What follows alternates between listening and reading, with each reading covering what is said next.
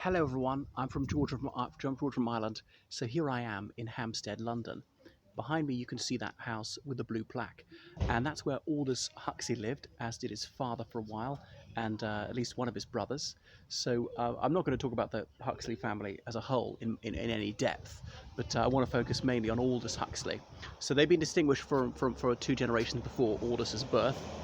His grandfather, Thomas Huxley, known as Darwin's bulldog, was a famous biologist. Aldous's great-grandfather had been a mathematics teacher at Ealing Great School, which closed in the 1880s, but for a couple of centuries was considered one of the most distinguished schools in the realm. Anyway, Aldous's father was a teacher at Charterhouse, which is one of the Clarendon Nine, one of the most celebrated schools in the United Kingdom. His mother was also a headmistress, indeed founded her own school. So Aldous was one of four brothers. He was the third one, if I've got that right.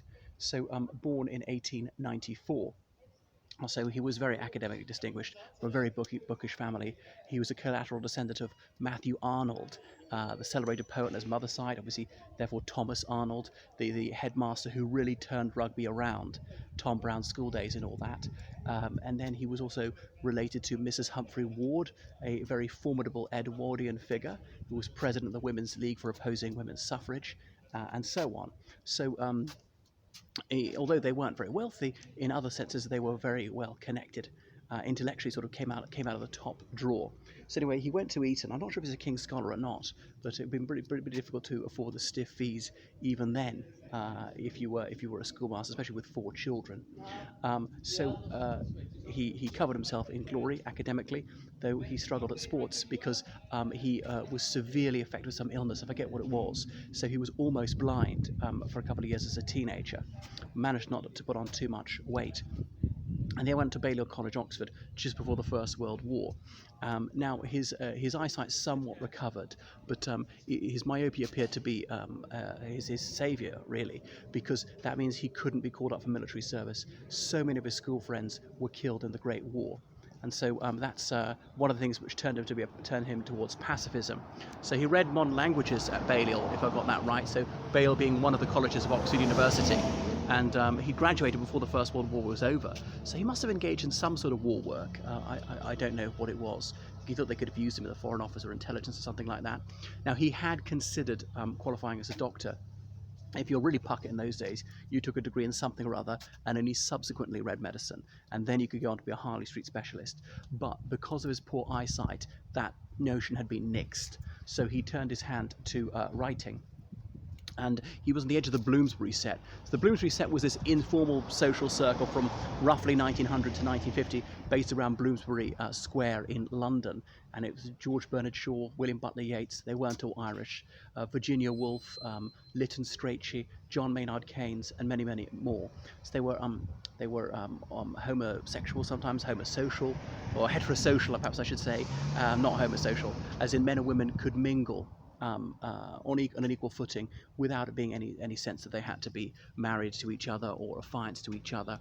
And if you turn up at dinner party, no, you didn't have to bring a companion of the opposite sex, and men and women didn't have to sit man woman along the table. So they're very free and easy about these things, and they embraced all sorts of forward-thinking notions, often which were considered shocking at the time, but are certainly broadly accepted these days, such as decriminalisation of homosexuality, decolonization, racial equality, gender equality, and so forth. Votes for all adults, but other things which would now be considered horrendous, such as eugenics. Anyway, so he was on the edge of those for a while. He went to Garsington a lot, a little bit outside Oxford, with his wealthy friends, the Morels. Lady Ottoline Morel, she had a salon there for budding writers, of which he was one.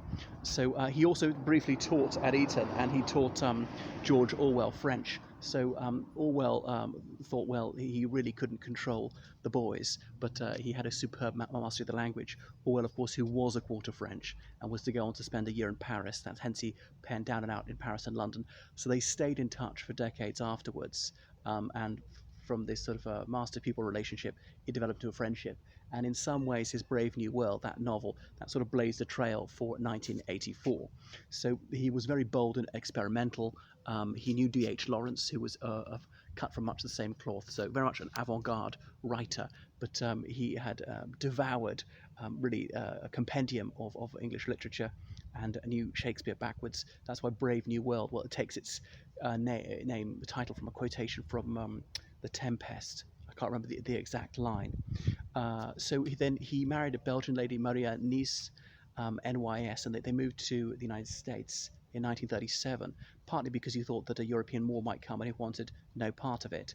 So although he was a broadly left-wing, he was not someone of firm party convictions. And they settled in Los Angeles. So Los Angeles was not the conurbation that it is today. That yes, Hollywood was just outside, but apart from that, it was sort of on the edge of American life. It was only really after the war that it developed hugely, and it wasn't sort of as multi-ethnic as it is today. So he stayed there for the remainder of his life. He had one son, Matthew, who went on to be a very distinguished epidemiologist, and two of his brothers were outstanding biologists, both of them knighted. One of his brothers committed suicide in the early 1920s owing to depression. So he published another number of novels of literary studies, and he broadcast on the radio a lot. He experimented with LSD, or acid, it was as commonly known, and a lot of these recreational drugs were totally legal in the 1920s. LSD, I think, was right until the 1960s. He wrote The Doors of Perception about his experimentation with what we now controlled substances. It was title was taken from a quotation by William Blake about opening the doors of perception. It's the same quotation which gave The Doors, that renowned band, the title of, or the name of their band. So he lived on until 1963, dying that November, 22nd of November. He happened to die the exact same day as C.S. Lewis and John F. Kennedy.